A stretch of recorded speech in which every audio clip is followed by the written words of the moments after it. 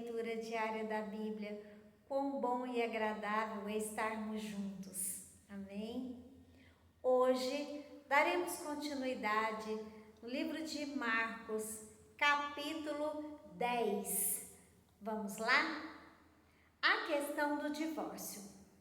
Então Jesus saiu dali e foi para a região da Judéia e para o outro lado do Jordão. Novamente a multidão veio a ele e, segundo seu costume, ele a ensinava. Alguns fariseus aproximaram-se dele para pô-lo à prova, perguntando: é permitido ao homem divorciar-se de sua mulher? O que Moisés lhes ordenou? Perguntou ele. Eles disseram: Moisés permitiu que o homem lhe desse uma certidão de divórcio e a mandasse embora. Respondeu Jesus: Moisés escreveu essa lei por causa da dureza do coração de vocês.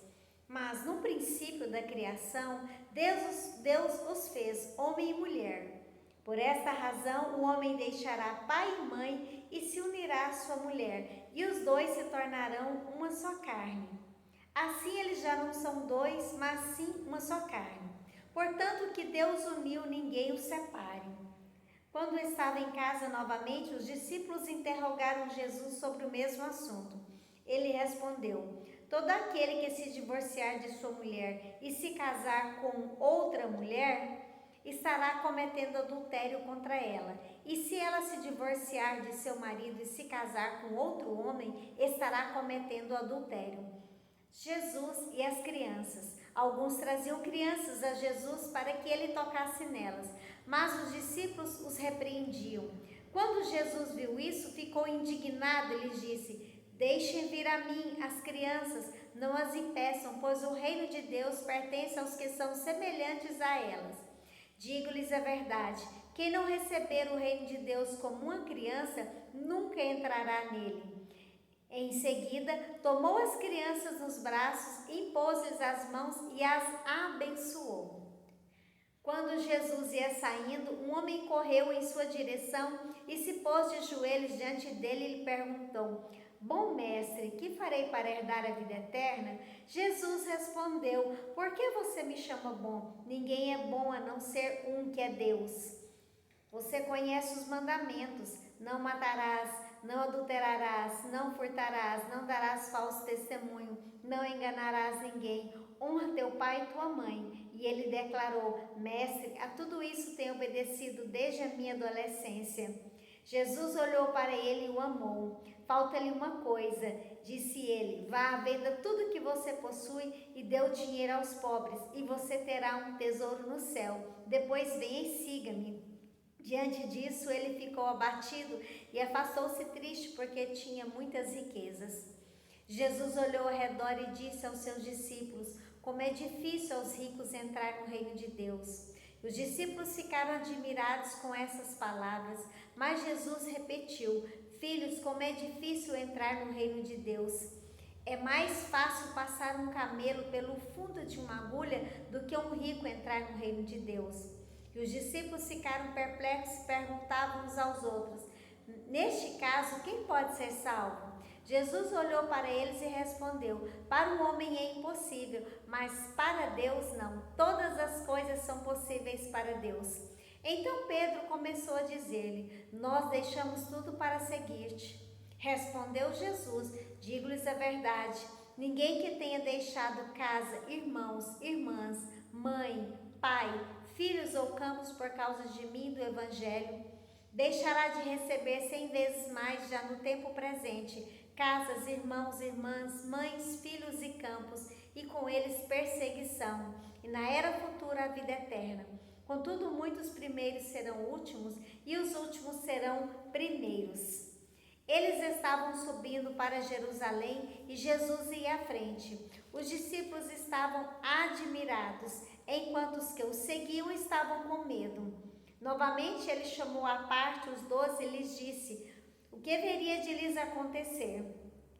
Estamos subindo para Jerusalém e o Filho do Homem será entregue aos chefes dos sacerdotes e aos mestres da lei. Eles o condenarão à morte e o entregarão aos gentios, que zombarão dele, cuspirão nele, o açoitarão e o matarão. 3 dias depois ele ressuscitará. Nisso Tiago e João, filhos de Zebedeu, aproximaram-se dele e disseram: Mestre, queremos que nos faça o que vamos te pedir. O que vocês querem que eu lhes faça? Perguntou ele. Eles responderam: Permite que na tua glória nos assentemos uma à tua direita e outra à tua esquerda. Disse-lhes Jesus: Vocês não sabem o que estão pedindo. Podem vocês beber o cálice que eu estou bebendo, ou ser batizado com o batismo com que estou sendo batizado? Podemos, responderam eles. Jesus lhes disse: Vocês beberão o cálice que estou bebendo e serão batizados com o batismo com que estou sendo batizado. Mas o assentar-se à minha direita ou à minha esquerda não cabe a mim conceder. Esses lugares pertencem àqueles para quem foram preparados. Quando os outros 10 ouviram essas coisas, ficaram indignados com Tiago e João. Jesus os chamou e disse: Vocês sabem que aqueles que são considerados governantes das nações as dominam e as pessoas importantes exercem poder sobre elas. Não será assim entre vocês. Ao contrário, quem quiser tornar-se importante entre vocês deverá ser servo, e quem quiser ser o primeiro deverá ser escravo de todos. Pois nem mesmo o Filho do Homem veio para ser servido, mas para servir e dar a sua vida em resgate de muitos. Então chegaram a Jericó. Quando Jesus e seus discípulos, juntamente com uma grande multidão, estavam saindo da cidade, o filho de Timeu, Bartimeu, que era cego, estava sentado à beira do caminho pedindo esmolas. Quando ouviu que era Jesus de Nazaré, começou a gritar: Jesus, filho de Davi, tem misericórdia de mim.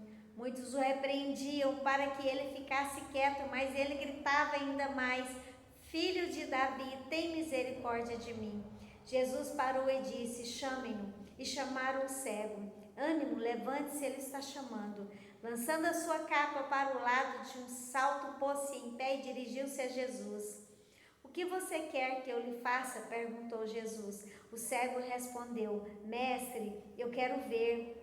Vá, disse Jesus, a sua fé o curou. Imediatamente ele recuperou a visão e seguiu Jesus pelo caminho.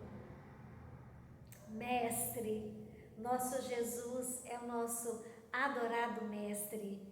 Que o nosso Mestre nos abençoe nesse dia. Amém? Se for da vontade do Senhor, amanhã estaremos juntos novamente. Beijo no seu coração.